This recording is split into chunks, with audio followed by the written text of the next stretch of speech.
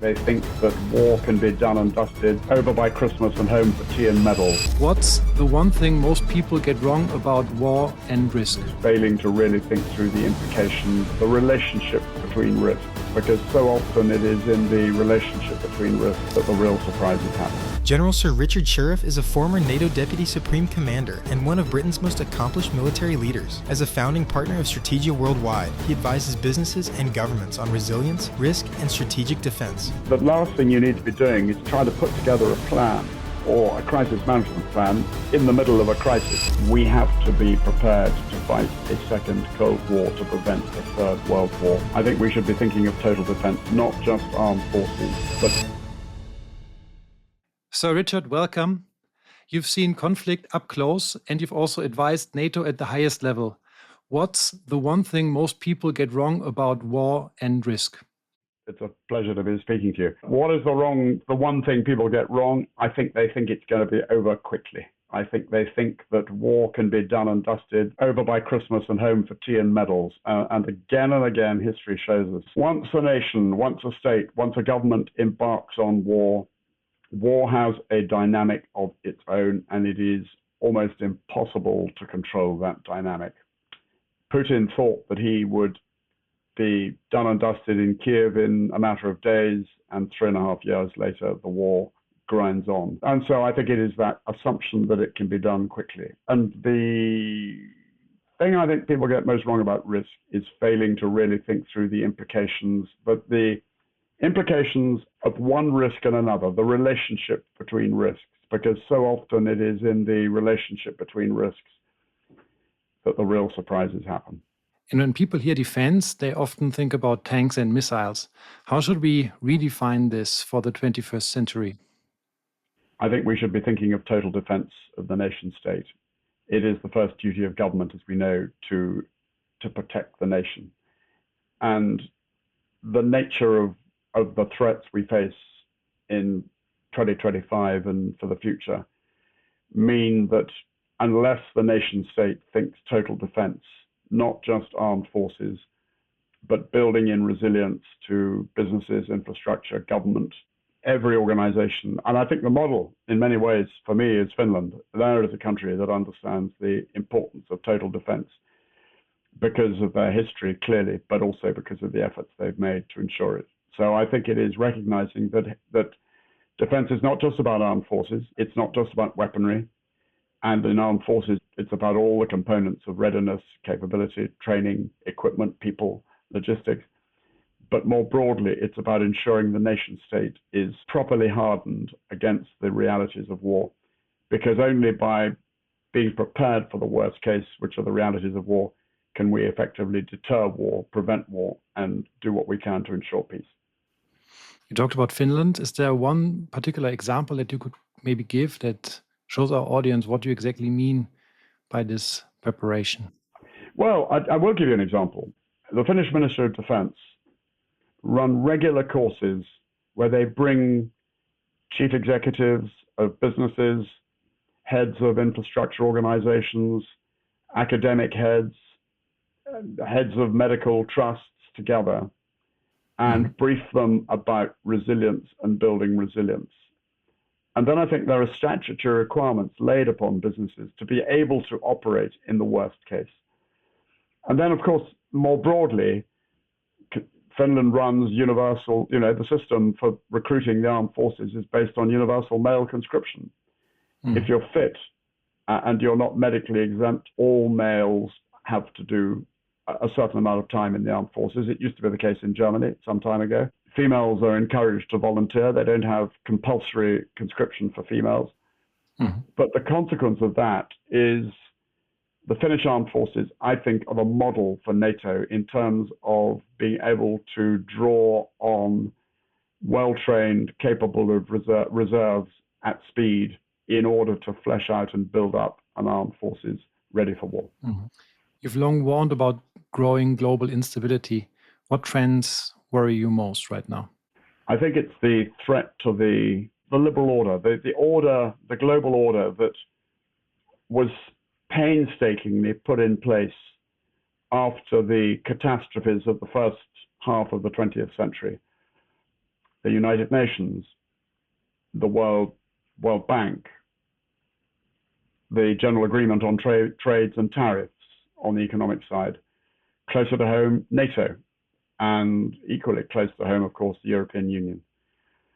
And I think these are institutions facing real challenges. I think the United Nations is almost irrelevant now. Why? Because you have two member states, one member state, one of its founding member states, a signatory of the UN Charter of Human Rights, is current, and a member of the a permanent member of the Security Council, is currently conducting a genocidal war against a liberal democratic neighbor, i.e. Russia, of course, is doing that. And Russia and China together can stymie any vote, any attempt by the United Nations to implement or do anything about peace. The European Union, well, this is pretty close to home in a sense because of the vote here in 2016. There is an organization that was set up by men and women who really, really were determined that never again should the fratricidal wars that beset particularly the relationship between France and Germany, but then more broadly Europe as a whole, should never happen again. Mm-hmm. And the blanket of stability and prosperity that the European Union cast across Europe was, and still is in many ways, a major attraction and has prevented the unthinkable happening. But you only got to look at some of the stresses and strains within that organization to see that it cannot be taken for granted. NATO still remains just about the most successful alliance the world has seen, 76 years old this year. But of course, it's under real threat, largely because of the inconsistent messaging from its lead ally in many ways, America. You know, we had the Munich Security Conference when it was very clear from Secretary of Defense Hegseth's message that Europe cannot depend on America for its security, and that America would not underwrite European security. I mean, he's right. We should not in Europe depend on America for our security, and we have been too dependent on America. But at the same time, the way the message was conveyed undermined the founding principle of NATO, collective defense, that recognition that, you know, an armed attack on one is an attack on all. Was it patched up two weeks ago at the NATO summit? Perhaps it was just about. And in a recent interview, Trump admitted that collective defense is, I think he said it's fine. Well, that's about as much as you're going to get. But he is really inconsistent.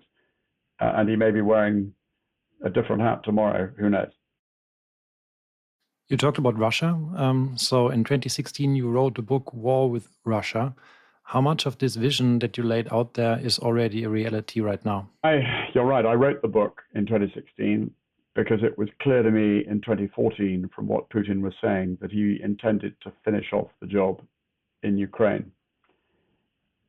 But I did not think in any way, shape or form that he would do to Ukraine what he has done. I couldn't conceive of a return to warfare and fighting as brutal, in some ways perhaps more brutal than what was seen in the Eastern Front in the Second World War. But we have done. We've seen the destruction of cities, the massacre of civilians, the deportations of children, the use of rape as a weapon of war, and total destruction. So, in a sense, the first line of the book, my preface, and I reread it the other day, was the war in Ukraine started in 2014, which it did. So in a sense, the vision had already happened. But the attack on Ukraine, I thought that Putin, in my book, I think I portrayed him as attacking Ukraine to create a corridor to Crimea. Mm-hmm. What he is trying to do is subjugate Ukraine, turn Ukraine into, annex the 4 eastern provinces, turn Ukraine into a client state like Belarus, and then see NATO rolled back to its 97 borders. I did not believe he would go that far. So we've all learned something. So Ukraine is definitely one of the regions that is extremely critical right now, but there seems to be growing tension in other regions as well, including the Middle East, including Taiwan. Which of these regions or flashpoints do you think is going to be driving the next global crisis? Well, the Middle East constantly drives the next global crisis. What we've witnessed in Gaza, number one, I believe absolutely Israel has a right to defend itself. And what happened on October the 7th was an abomination. But the tragedy is that the operation in Gaza has been strategically illiterate and tactically self-defeating, because the essence of 21st century warfare is that any commander has to think through very carefully the impact of his operations or her operations on the minds of the people he or she is operating amongst. Because if you alienate the people you're operating amongst, you give the advantage to your adversary. Mm-hmm. And by destroying Gaza, by killing large numbers of civilians, particularly children and women, Israel has gifted the advantage to their adversary. And I don't see any letup in the determination of the hard, extreme nationalist element in Israel that is colonizing Arab lands in the West Bank without any letup at all. And until there is a recognition and an acceptance by all Israelis, and there are many great Israelis who believe this, that Palestine has a right to its own state, the fabled, mythical, and increasingly illusory two-state solution, there will never be peace. And of course, that has a knock-on effect across the whole of the Middle East and indeed more globally. So there is the real issue. And for whatever Israel has done to Iran, they may or may not have negated or neutralized Iran as a threat. And Iran has been a mischievous and dangerous actor in the Middle East and indeed globally, and continues to threaten European nations by its terroristic approach. But until there's a recognition of the importance of the two-state solution, I can never see peace. And moving further afield, obviously the open question remains: will President Xi of China have a go at Taiwan? We know the intent is absolutely that Taiwan should be so-called, brought back under the motherland of China, and Xi has stated that up front. The challenge is more complicated. I suspect, given the Chinese approach to war, they will be looking for an indirect approach, because they know a direct approach, an amphibious invasion of Taiwan, is a major, major challenge, although they're increasing the capability to do so. But as in all these conflicts, the risk is miscalculation. And there is a linkage here, particularly with what happens in Ukraine, because if Putin is seen to get away with it in Ukraine, you can be sure that Xi will decide, I think, to have a go, either directly or indirectly, at Taiwan. So we live in dangerous times. So you talked about China. I think many business leaders around the world are a little bit worried that we may run into a new Cold War era. Do you see this as a likely scenario? It's more than that, Philip. I think certainly in Europe, we have to be prepared to fight a second Cold War to prevent a third World War. That is the only way we're going to maintain peace, and exactly the same as the first Cold War preserved peace in Europe. And if I can just drill into that in a bit more detail. Yeah. For me, there's been no clear articulation of what the securities settlement for Europe should be, how Europe can do what it can to ensure peace and stability. To me, the answer is simple. Getting there is infinitely complicated. And it starts with recognizing that Russia will never give up its intent to eliminate Ukraine as a sovereign state, that Russia will always have imperial intentions towards Ukraine, and that Russia cannot be the country it believes it should be without Ukraine as an integral part of it. And therefore, if we are to enjoy peace and security in Europe long term,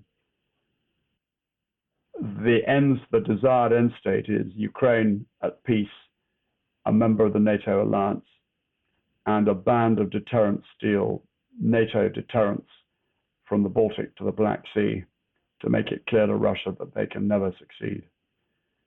Getting there is the hard part, because the first objective must be to achieve a lasting peace in Ukraine. And that is never going to happen until we in Europe and America recognize that we have to support Ukraine to defeat Russia in Ukraine. And that's not just militarily, but it's also economically and financially as well. This needs some proper strategic thinking from Western leaders, and we're not seeing that. So, and when we look at Ukraine, I think it's also an example of maybe how the wars of the future will be fought. So we see a big influence of drones, of AI. How do you think that these technologies will shape the future of conflict? I think that's a really, really key point. And yet there are paradoxes here, because yes, this is a drone war in so many ways. And we've seen extraordinary innovation and of technology, drone swarms controlled by AI, EW shields to protect armored vehicles, as well as cyber and strategic intelligence, surveillance and the like. But at the same time, we see traditional capabilities operating too, and indeed trench warfare. So in a sense, this brings in elements of which would have been recognized by those who fought in the trenches of the First World War, but with an extraordinary 21st century dimension. And I think the trick that we have that defense planners and military commanders and staffs have to get right is the right balance. Warfare has always been about the right balance of combined arms and how you offset the weakness of one arm with the strength of another. So tanks and infantry working closely together is the obvious example, together with artillery. That's traditional combined arms warfare, which anybody of my generation grew up with. And indeed, this was exactly how, in a sense, of the Second World War was fought in a sense too. Now it's more complicated. It's working out the balance of drone, AI, and other capabilities in order to achieve the aim. Another key dimension that we see, I think, playing a bigger role in conflicts right now is information warfare. So how do we prepare for this? You're absolutely right. And the first thing that comes into my mind there is that great line from Churchill about the truth is so important it needs to be protected by a bodyguard of lies. In warfare, again, always information warfare. One of the very first actions of the British government in September 1939, the day war was declared, was to set up a Ministry of Information. Information is absolutely critical. And of course, it's even more complex now when with global 24-hour constant media, social media, and the like. And we need to recognize right now that we're in an information war, that Russia and Europe is conducting a covert war against Europe, with information being a key weapon. And that if you look at any number of Twitter accounts or Twitter feeds relating to the war in Ukraine or Russia, probably 30% might well be Russian inspired bots churning out false information, false truth. And you've only got to look the other side of the Atlantic, of course, to see how false truth applies. So information is key. And this requires planners and governments to really think agilely about it. You called the military deeply strategic. So what can business leaders learn from military? It's an interesting question, and it's what I've been doing now for 11 years since I left the military.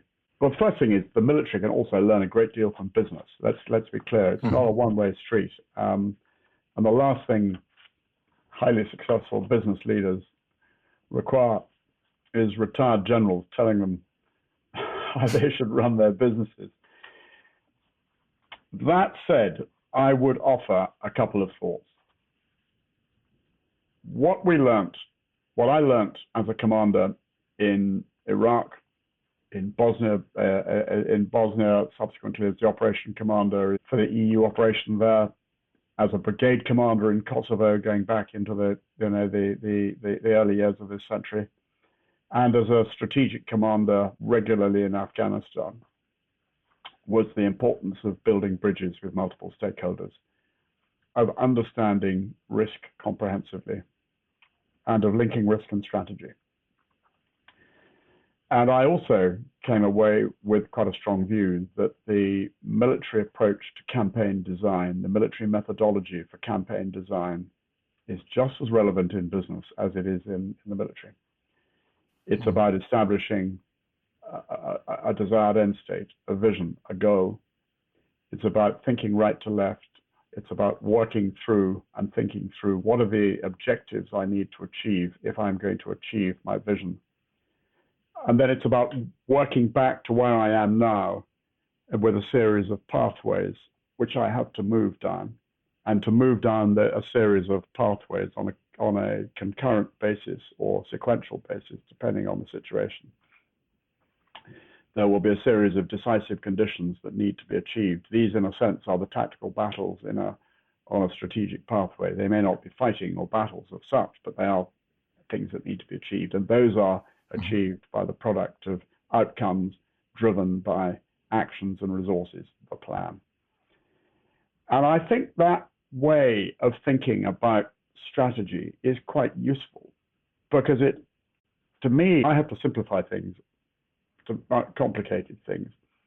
Strategy is complicated, but if we think of it as a way of getting from where I am now to where I want to be in a systematic way, which brings together the complexity and makes sense of the complexity, it's quite a useful way of doing it. So I think that is useful, a use of military discipline, which is really useful in business. And with my strategic risk advisory firm, Strategia Worldwide, we have demonstrated that. I would also highlight the fact that however sophisticated a strategy is, as the Prussian General von Moltke the Elder said, no plan survives contact with the enemy.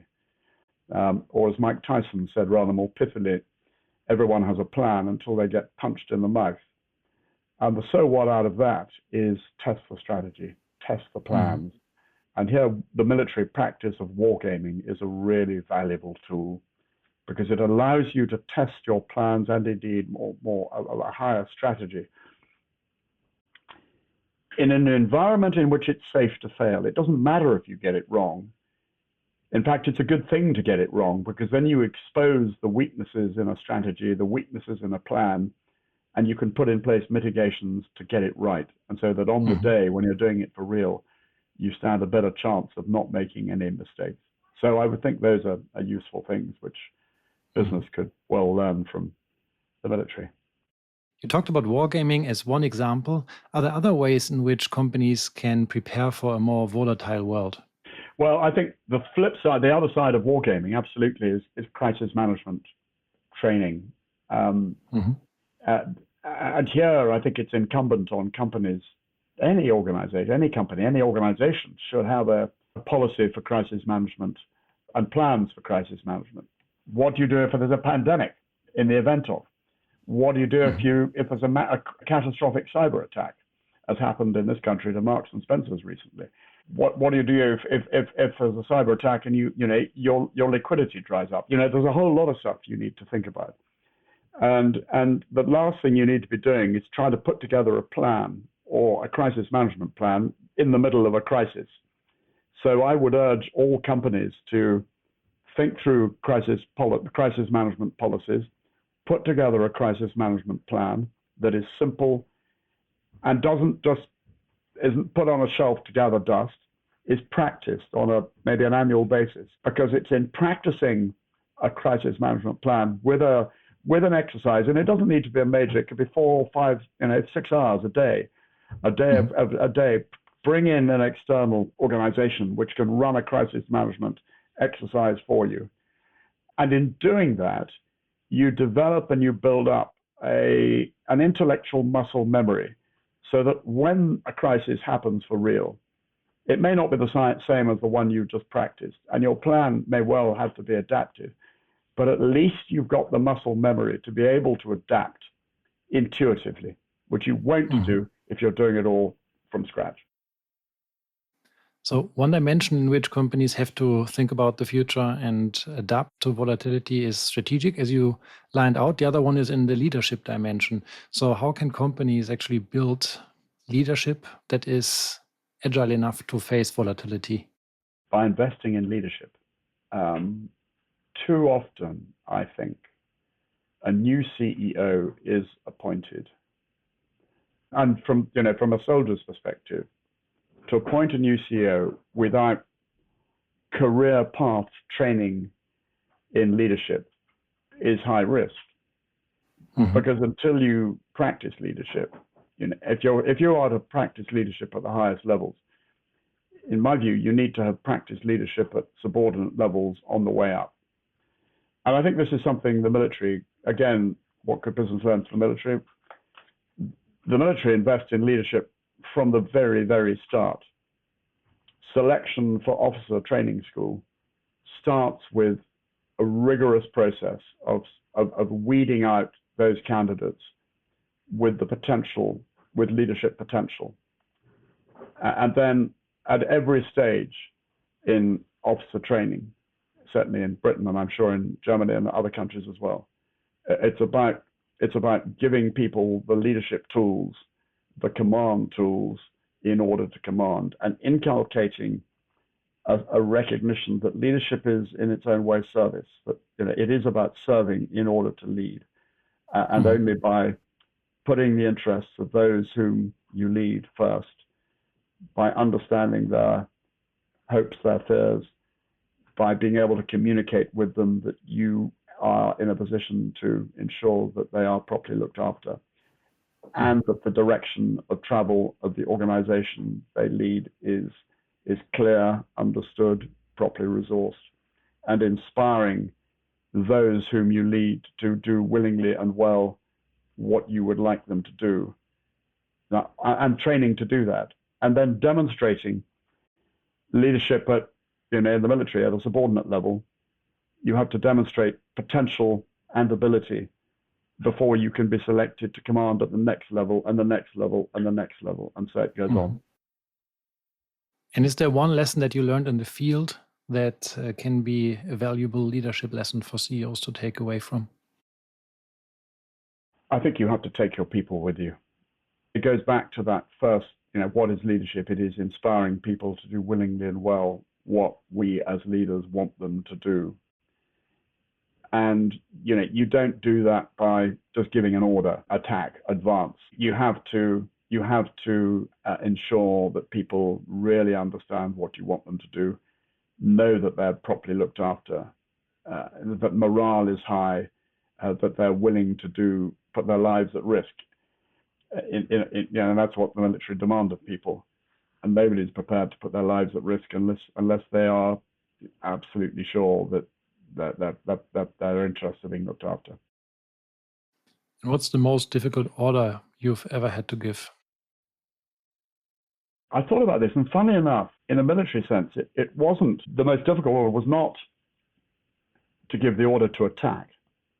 I think the most difficult order was telling the officer who was going to command the rear party left behind in barracks, looking after the administration of the barracks and the families, and it was that he was going to stay behind and wasn't going to come with the rest of the regiment on operations, because every soldier wants to be on operations. That's why they join, that's why they volunteer for service. It was saying, look, I'm afraid you're not going to do this, but what you're going to be doing is really, really important, because no soldier will be, every soldier needs to know that their interests at home, their families, in the rear party are being properly looked after. And after leaving NATO and joining the business world in a sense, what surprised you most? A number of things. On the one hand, the agility of the business world is impressive, particularly if you compare it to, not that I was ever in procurement, but the Ministry of Defence in UK and its procurement processes, which are just a nightmare. Always. It's not just the UK, but I'm sure there are many examples in other European and indeed countries and indeed America of procurement programs running into problems of time and money and overstretch. So agility is one thing, which is impressive. But I would also say there's a flip side here. What perhaps is not so good in some companies is communication and a willingness to learn lessons. The military world is ruthless about learning lessons. At the end, that's what training is about. And you have to get used. You get used very quickly to being criticized because it's all about getting better. Mm-hmm. I think in the business world, and it is dependent on different countries, but an awful lot of businesses perhaps say we don't have that problem, and they do have a problem, and they're not willing to learn. Good businesses are learning organizations, like any good organization. Mm-hmm. Not all businesses are good learning organizations. I agree. And we like to end the show always asking our guests the same question because we like to end on a positive note. I think this is especially important in this episode because we talked about so many conflict areas.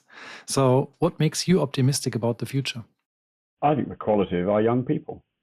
I mean, my generation have bequeathed some very, very difficult challenges to today's young. I don't share the view that Generation X or whatever you like to call it is flaky. I see great young people challenging themselves and being ready to rise to challenges, increasingly well educated and really, really able. And with such young people, I think the future's got to be encouraging and good.